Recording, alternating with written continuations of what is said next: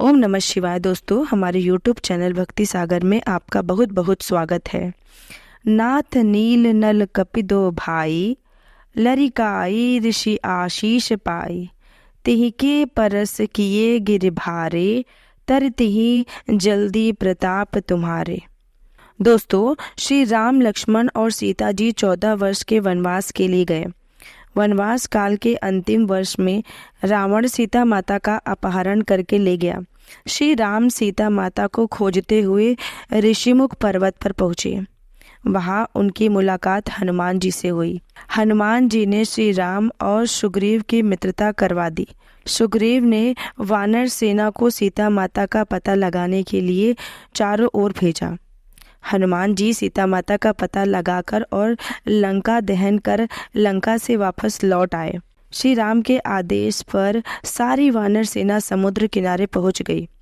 उधर विभीषण जी को रावण ने लात मारकर लंका से निकाल दिया। विभीषण जी श्री राम की शरण में आ गए।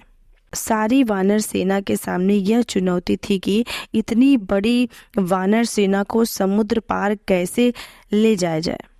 लक्ष्मण जी कहने लगे कि प्रभु, आप तो एक बाण से समुद्र को सुखा सकते हैं। लेकिन विभीषण जी कहने लगे कि प्रभु, आपको एक बार समुद्र से विनती कर मार्ग पूछना चाहिए। श्री राम को उनका यह सुझाव अच्छा लगा। श्री राम कुश का आसन बिछाकर समुद्र से विनती करने लगे। लेकिन जब 3 दिन प्रार्थना करने के पश्चात समुद्र जी ने नहीं सुनी तो श्री राम क्रोध में कहने लगे कि भय के बिना प्रीति नहीं हो सकती। श्री राम ने अपना धनुष बाण उठाकर उस पर अग्नि बाण का संधान किया, जिससे भयभीत होकर समुद्र देव तुरंत प्रकट हो गए और श्री राम से विनती और याचना करने लगे।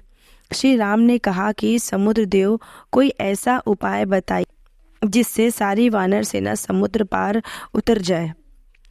समुद्र देव बोले कि प्रभु, आपकी वानर सेना में नल नील नाम के 2 सैनिक हैं, जिनको बचपन में एक वरदान मिला था कि उनके फेंके पत्थर भी पानी में तैरने लगेंगे। प्रभु, आप उनकी सहायता से समुद्र पर सेतु का निर्माण करें। समुद्र देव कहने लगे कि मैं भी यथासंभव सहायता करूंगा। प्रभु, समुद्र पर सेतु बांधने से आपका यश तीनों लोकों में फैल जाएगा।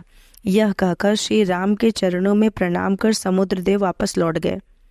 नल नील बचपन में बहुत शरारती थे। वह ऋषि मुनियों का सामान नदी में फेंक देते थे। उससे परेशान होकर ऋषियों ने नल और नील को श्राप दिया कि तुम्हारी फेंकी हुई चीजें पानी में डूबेंगी नहीं, बल्कि तैरने लगेंगी। समुद्र सेतु निर्माण के समय नल नील को मिला यह श्राप वरदान बन गया। उसके पश्चात बड़े उत्साह से वानर सेना ने पुल निर्माण करने का निश्चय किया। जामवंत जी ने नल नील को पूरी व्यवस्था समझाकर कहा कि शीघ्र सेतु निर्माण का कार्य शुरू किया जाए, ताकि जल्दी से वानर सेना समुद्र के उस पार उतर जाए। सभी वानर बड़े बड़े पत्थर और पहाड़ तोड़कर लाते और नल नील को देते। वह अच्छे से सेतु निर्माण का कार्य करते। सेतु निर्माण के समय की श्री राम और एक गिलहरी की कथा प्रचलित है। जब समुद्र किनारे रहने वाली गिलहरी ने देखा कि सेतु निर्माण का कार्य जोरों शोरों से हो रहा है, तो वह गिलहरी भी राम काज करने के लिए उत्साहित हो गई।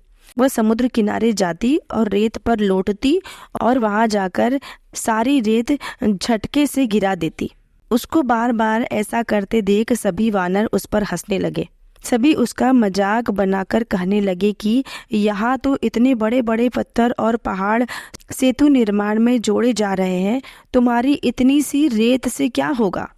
यह सुनकर गिलहरी परेशान हो गई। श्री राम दूर से सारा प्रसंग देख रहे थे।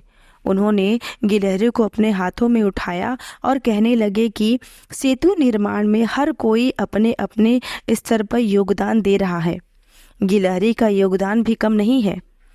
तुम सब जो पत्थर आपस में जोड़ रहे हो, गिलहरी द्वारा गिराई गई रेत उसको मजबूती प्रदान कर रही है। श्री राम ने स्नेह से गिलहरी की पीठ पर हाथ फेरा। श्री राम नाम के प्रताप से समुद्र पर पत्थर तैरने लगे। यह प्रसंग श्री राम के कुशल नेतृत्व को दर्शाता है कि वह छोटे बड़े सबको संग लेकर और सामंजस्य बैठाकर कार्य करने में विश्वास रखते हैं। दोस्तों, इस प्रसंग में श्री राम जी ने श्री रामेश्वर की स्थापना की थी। सेतु बांधने पर श्री राम ने भगवान शिव की पूजा अर्चना करने की बात कही। श्री राम नाम के वचन सुनकर दूतों को भेजकर सुग्रीव ने श्रेष्ठ मुनियों को बुलावा भेजा और भगवान राम ने शिवलिंग की स्थापना कर उनका पूजन किया। श्री राम कहने लगे कि जो रामेश्वर जी का दर्शन करेंगे और जल चढ़ावेंगे उसे मुक्ति प्राप्त होगी। नल नील ने जब समुद्र पर सेतु बांधने का कार्य 5 दिन में पूरा कर दिया, सारी सेना श्री राम की जय का उद्घोष करने लगी। श्री राम सेतु को देखने लगे तो समुद्र के जीव प्रभु श्री राम के दर्शन के लिए लालायित हो उठे। श्री राम के दर्शन कर वह सभी धन्य हो गए। सेतु निर्माण के पश्चात श्री राम की आज्ञा होते ही वानर सेना सेतु पर चढ़कर समुद्र से उस पार पहुंच गई। तुलसीदास जी श्री रामचरितमानस में लिखते हैं कि जब राक्षसों ने रावण को समाचार दिया कि वानरों ने समुद्र पर सेतु बंध दिया है, तो वह आश्चर्यचकित होकर अपने 10 मुखों से बोल उठे, क्या सचमुच ही बांध लिया? दोस्तों, अगर ये कहानी आपको अच्छी लगी हो तो इसे लाइक और शेयर जरूर करिएगा, और अगर अभी तक आपने मेरे चैनल को सब्सक्राइब नहीं किया है तो सब्सक्राइब कर लीजिए। मेरी वीडियो देखने के लिए आपका बहुत बहुत धन्यवाद।